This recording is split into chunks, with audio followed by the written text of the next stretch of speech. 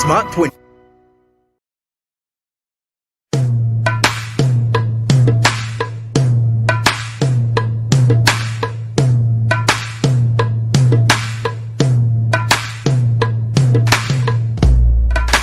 Running a cleaning business is one of the important ways that the youth should actually, try and thrive in. Why? Because it's the perfect way to give your home, to give your office that perfect extra mile of a squeaky clean touch, to make sure that your office, your home space is looking very great for, for your comfort and also for that eligibility. So I think, to me, running a cleaning business is very, very important for any youth who is out there watching us today.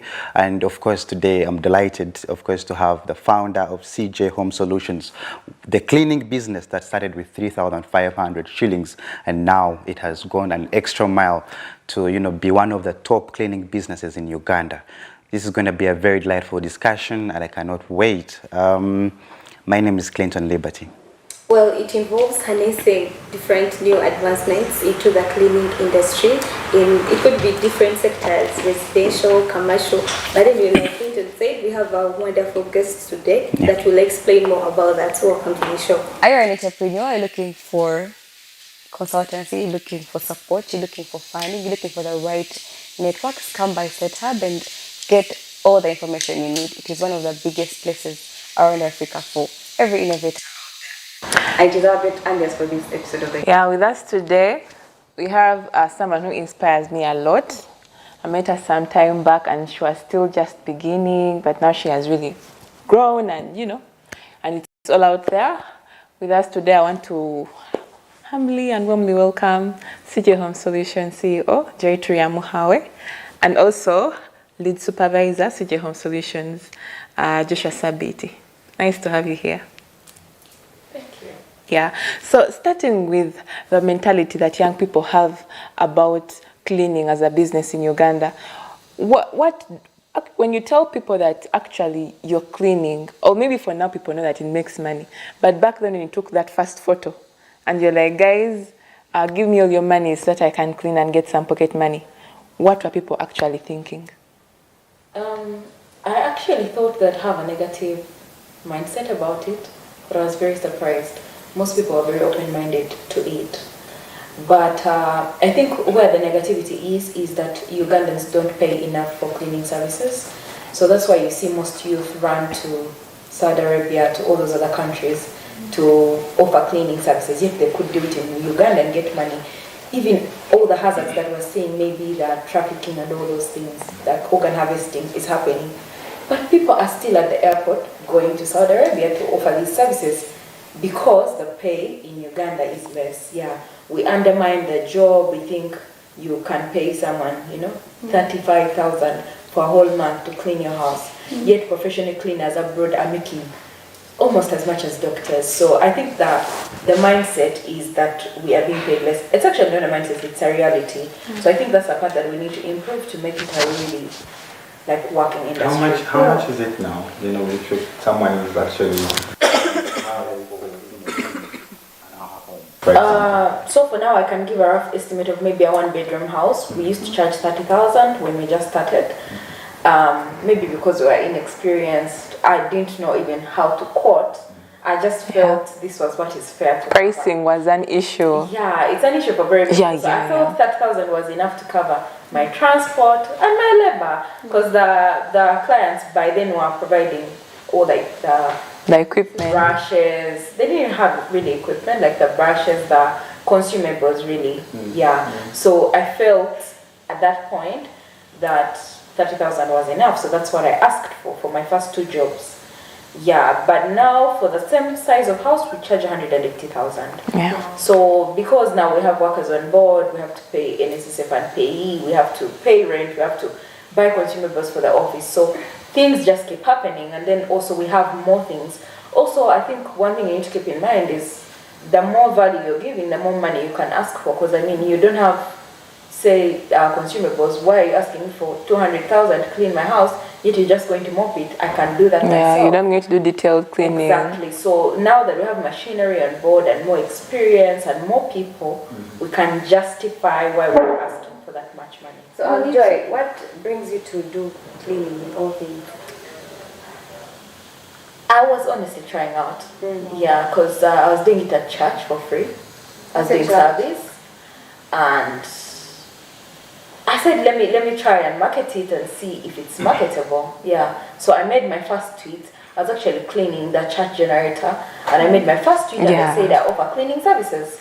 And people did not question my experience. They just believed it. Thank God they did. But they did. So I got my first job. It's funny how it's just down there, like behind there. So it's a coincidence. I'm a bit nostalgic that that's the first job I got. It was in Kokoto. So yeah, I did the job. Got my first 30,000 and said, you know what? This is something I'm going to continue pushing. Get more people if it's necessary, register it, and now CJ Home Solutions That's as well. wonderful. So how did the CJ Home Solutions dream begin? Like after you starting that way? Well, I think after the first 3 clients, a friend of mine came to my hostel and said, why don't you have a business name? You need to name your business. I said, okay. I always used to use CJ as my nickname, like it's a combination of my names. So I said, okay, we can call it CJ, but CJ is short. So we had to add something that brings that cleaning vibe. So we named it CJ Cleans Clean. I don't know. At that point, I feel it sounded like legit. Yeah, it was okay. So I used it for a while. I opened social media pages for it. I named them CJ Cleans Clean.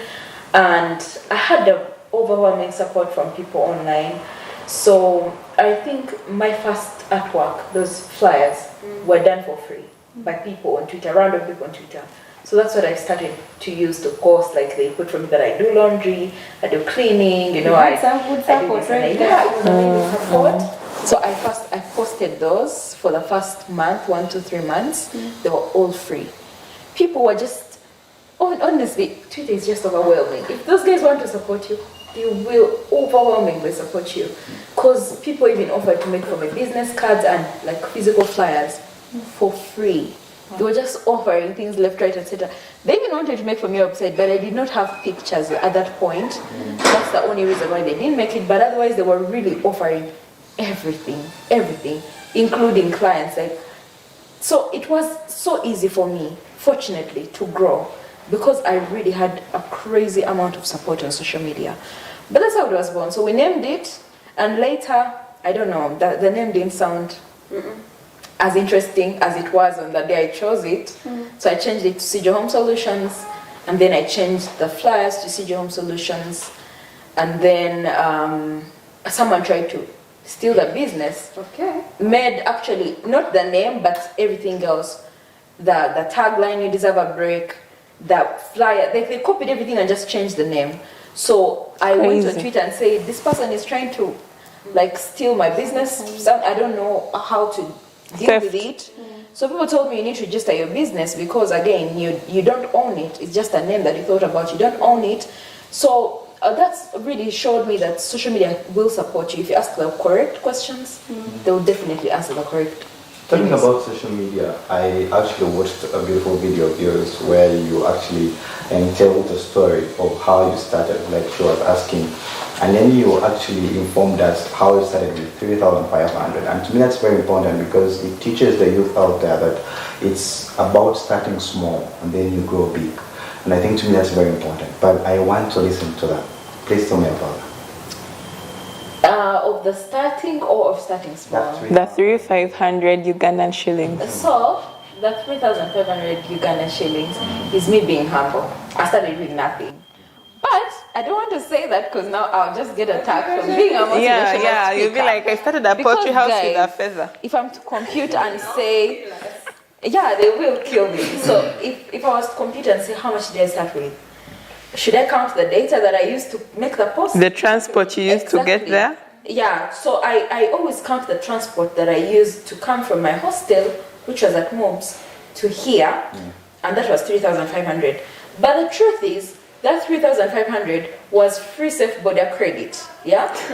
Yeah, it was free. That time safe border was new, and when they saw my initiative, when they saw my post, they're like, oh, we're offering you 50,000 UGX worth of safe border credit. So I jumped on that border, and came and worked and went back to hostel. So ideally, it was free. Yeah. And the data I was using to post that post that I offer cleaning services, whether I posted that post or not, either way I was going to spend on the data. So I didn't start with anything. I just started with an idea and I shared it with the world. And passion. They were receptive and I started to clean. Yeah. Even my second job, I remember my client came to hostel, picked me on his way from work, took me to his place, I cleaned and he dropped me back to hostel. Wow. So those were my first 2 jobs and I did them for about 2 weeks, and then I got one job that was really big and overwhelming.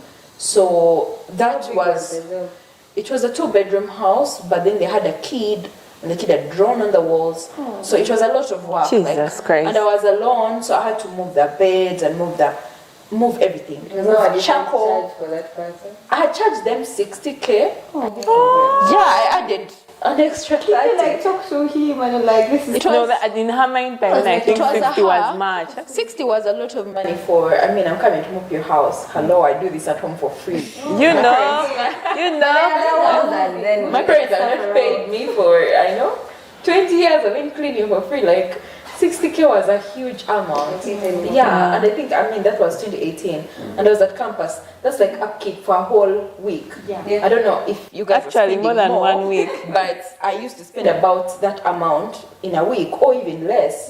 So for someone to give me 60,000, maybe I'm removing 5,000 for transport. I mean, 55K really? Is all yours. Food out. So You in played my- your hair, you know. From my perspective, it was a huge Yeah. amount of money.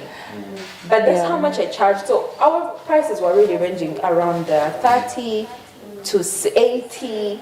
And I think also when you start a business, you have that guilt of, am I charging too much? Because you don't know what's happening in the market. Usually young people, we don't do market research when we're starting. We just start. I sell pillows. How much are pillows? You bought them 10K, but you're like, Let me do let me sell them 11. 15, because if I ask for 20, they might not give it to me, yeah? So I think that is, I Something don't they think it's a should work weakness, on. but it's growth, but you can skip it. You can choose to find mentorship, you can choose to do market research and find out how much is the size of a pillow in the market so that you don't undersell. But it's also good to learn from experience. It Yeah. humbles you, it teaches you a lot. So if you start by selling them at 15, yet you're buying them at 10, then you realize, but the border guy charged me 2K, so that means I didn't make any amount on this pillow. Or you get issues, the client doesn't pay, they send it back, but you've paid transport to and from, so you don't make money off of it. So sometimes you have to learn from experience. But I think that's one issue that challenges youth. Yeah. Pricing. And I Yeah. also went Pricing through it. Yeah. really is and difficult. the confidence of asking for how much you feel you are worth, it's just very hard for you to measure how much you think you are worth. Because again, you might overestimate. I mean, you're not offering as much, you don't have the experience. As good as the people who are in the market. And the funny thing is, the people who have been in the market for long might even be cheaper than you as startup because they have all the machines. Their production cost is low. For example, maybe you're making a pillow, you're buying a pillow from abroad, and then you're buying the cover, but then there's this big company that is making their pillow from scratch. They're spending only 200 shillings on it, but for you, you're spending 10K to actually have it. So they might be selling it lower than you. So you can't also just base on market price. So there's a lot that goes into pricing, but I really prefer that you learn a little bit from experience. So that's how the pricing was really, and it was a challenge, but I kept learning. I'm like, okay, so now I bought squeezers and drugs, how much did I buy them? Can I compute the price and put it in this person's quotation and see if they'll accept it? For some reason they'll be like, yes. I'll be like, oh, so you mean I could have asked for 80,000? So you learn as you go. So how do you, Talking- for example, Joshua, do you usually have with the gentleman who come in today? Yeah. This is now a gender question. Do you have more than when you're going to clean these houses? You go with these guys? Yeah. You also, you actually do also the cleaning yourself? Yes, Yeah, sometimes. That is nice. Talking You don't about actually demoralize us. No, Because young people don't. how can he be demoralized? That No, you guy. see, with me, I don't know, I think it's just how I was raised. I can't watch people working and not get involved. So even if I've just gone with them to supervise. I drive them there with the equipment and all. But then I say, my God, these guys are really, Working. Let Okay, me then a just big join team like them. of how many people? Right now we have 12 people. So you're employing 12 people. Yeah. Wow. Madam Wow. Pleasure. Thank you. You talked about mentorship, and actually, for the viewers out there, StartHub does that. It's a business incubator. You can come through and get mentorship. Also about value. Very many young people out there have business ideas, but they don't add value to their businesses in terms of branding, in terms of how you handle yourself when you're going to work for people. Because I presume that cleaning business, comes with knowing that you've come into someone's house and whatever you've seen there stays there. So talking about value, how has value addition enabled you stand out as a cleaning business? I think you have to teach people, because when you're hiring someone, you're really basing on the fact that they've said they can do a job, but you don't know if they are big rumormongers, you don't know if they're thieves, you don't know if they're going to be rude to the client. You just hire people. I mean, like, we usually drag banks for their tellers being rude, but I mean, it's not a whole bank, it's just one teller who you've had a bad experience with, but you don't drag the teller. You say, oh, this bank, you guys have terrible services. So I think it's that way in every company. You just have to really pray and try as much as possible to pick the right people. He knows we have some people we had to let go. And we have some people that we are persevering with because we hope that they'll change along the way. So there are bad characters everywhere. There are people who come late, they're just chronic latecomers. You just have to tell them that the job, people seem to be guilty. But yeah, they are chronic latecomers. You just have to tell them if the job's at 9. Why would you keep them? Tell them we're leaving at 7:30. Everyone has a weakness. Even the ones who come early are probably not as good. Yeah, guys. I'm not trying to enable bad behavior. Yeah. But you need to understand that everyone has a weakness, and as a leader, you need to learn how to deal with their weaknesses. Yes, because you're not going to keep firing people every after 2 months. You have to learn, because again, you need to understand that people are brought up differently. It's probably not his fault. He picked it up from childhood, or he probably maybe was sick at some point and used to sleep so much that it's just in his nature to wake up late.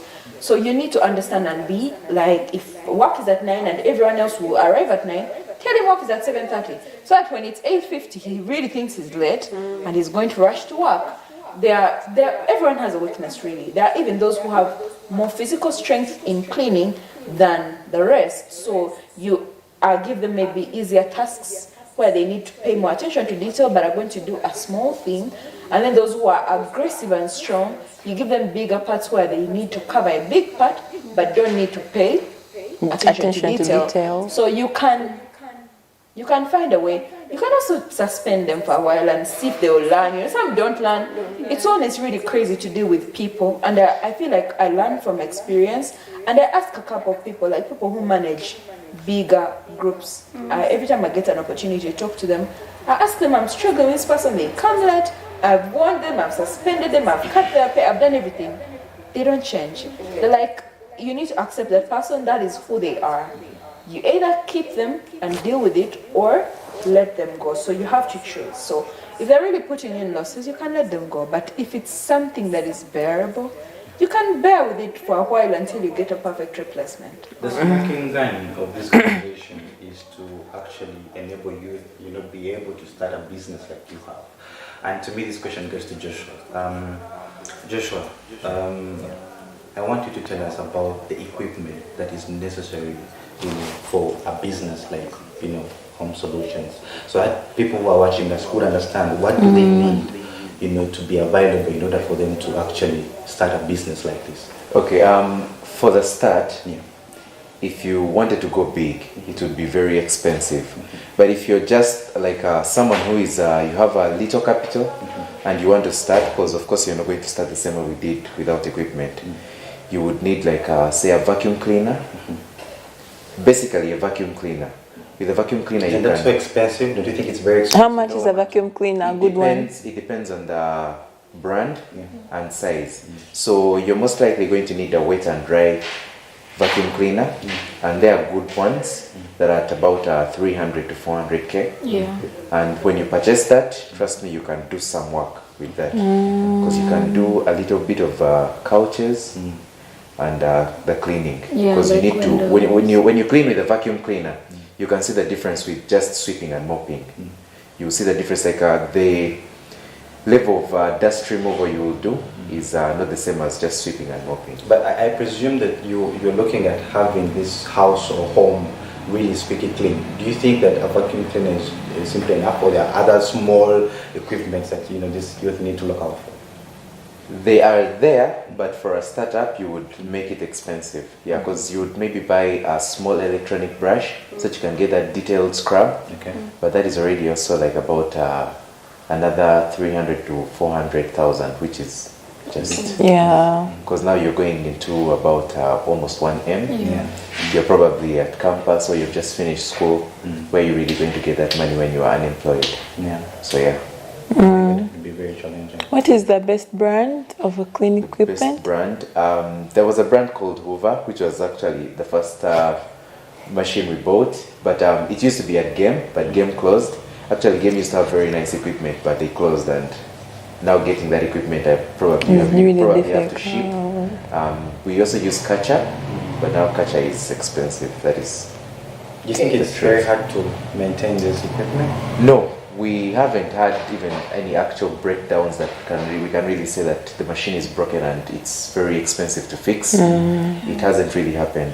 Maybe if I just careful. No. Maybe if I just careful. Let me tell you, That's all. cleaning is messy. You're probably up on a ladder and then water spills and the water pours on the vacuum.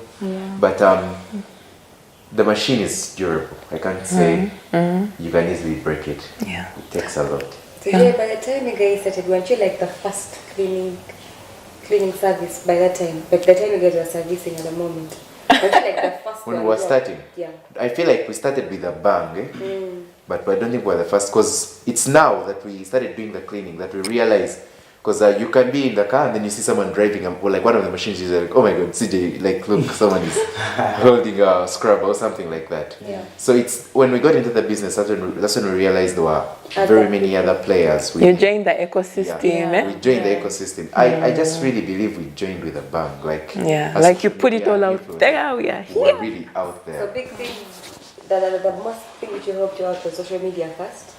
The only thing. That's the only thing we should do. We're discussing social media sometimes. We've always been discussing social media. How would you, now it's the time to give us, how would you advise someone? They have a business, they don't have followers on social media. They want to get those clients, they want to get the help you also got. How would they do it? Okay, so unfortunately, there are days where social media is Exactly. just on another vibe, yeah? So, just like you come from home and go back safely and others don't, is the same as social media. You might put your business there and they won't see it, but you might put it there and they will see it. So, what do you lose by Just putting it there? Because you're online every day, you're retweeting other people, you're laughing about like other videos. Why can't you spare 5 to 10 minutes to put a post about your business? Even if people don't see it, the day someone sees it, they'll go to your page to check if you have previous work. No one will give you a job if they go to your page and there's nothing. They'll just think you're a scammer. Because you're saying, I offer these services, but you don't even have a flyer. You don't even have a phone number on your page. Actually, you don't even exist on internet. That's right. How do you not exist on internet in 2023? So even if, because I mean, okay, you tell your friend, I sell pillows, and they say, do you have samples? You don't even have an Instagram You don't page have a picture. to tell them, you can go check on my page, maybe you'll find something interesting. So I think people are obsessed with followers and attention that they don't know the value of.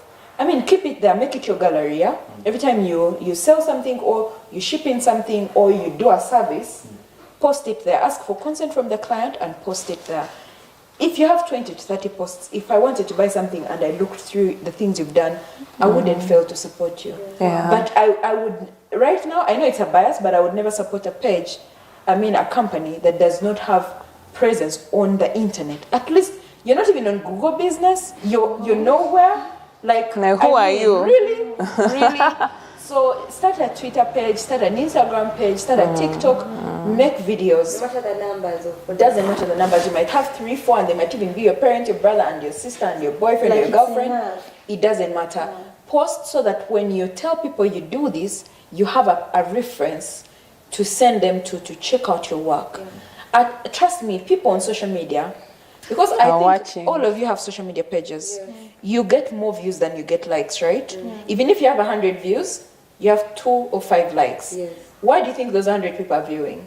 They just don't want you to know that they're viewing, but they view. Wow. Even Twitter now helped us and put a part where you can see the views. Yes. You realize you have 2 likes, but you have 150 views. So if you post your business, it doesn't matter whether no one has retweeted, no one has liked. Trust me, those guys are viewing. They just don't have that love to leave a They're like. just too proud. They're just At least that's it. I don't know. Okay, here's the thing about some social media pages. When you like or like something or whatever, usually it goes on your page or shows that you liked it. Sometimes people don't want to have that association to so many posts, yeah? But they look through. And one thing I know, I don't know if you guys do it, when I need a something, if I'm looking like for scaffolds in Uganda or vacuum cleaners in Uganda, sometimes I even go to social media pages. When I want to do nails, I go and do like nail salons in Uganda, cleaning companies in Uganda. Very many people do that right now on social media. Social media is like Google. So if you are a chef, put, or you teach people how to cook, put how to cook, like teaching people how to cook, like always put them in your captions, because when people search, your content will come in the searches. So if you maybe put cushion sellers in Uganda should be in your captions, or cleaning services in Uganda should be in your captions. It will help people find you. Yeah, so just post. Yeah, The like count doesn't matter. Wow. Anyways, we shall continue with our beautiful conversation after a very short break.